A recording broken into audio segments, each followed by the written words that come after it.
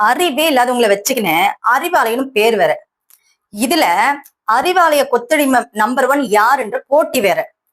சேகர் பாபு, நான் கேக்குறேன், உனக்கு மறைந்த முன்னாள் முதலமைச்சர் கலைஞர் மேல அவ்வளவு பக்தினா உன் வீட்டு பூஜரையில அவரோட போட்டோ வச்சு தினம் தினம் கும்பிடு, சரியா?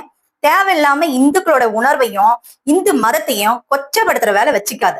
இந்துக்களாகிய நம்ம உணர்வு இல்லாம ஒற்றுமை இல்லாம இருந்தா பிணம் தின்னும் பேய்கள் வந்து சாஸ்திரங்கள் ஓதும்.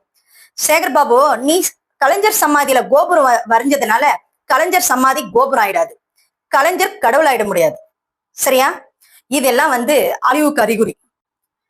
சமாதியில திருட்டு ரயில் ஏறி வந்தத நினைவுபடுத்துற வகையில ரயில வரைய வேண்டியது தானே. அவரு அப்படி நீ கோபுரத்தை வரையறதுக்கு பதில ரயில வரைஞ்சிருந்தனா கலைஞர் ரொம்ப சந்தோஷப்பட்டிருப்பார். ஏன்னா அவரோட வரலாறு அப்படி. திராவிட மாடல் நம்பர் 1 கொத்தடிமை அலேலியா பாபு, நீ இந்த செயலை வன்மையாக கண்டிக்கிறேன்.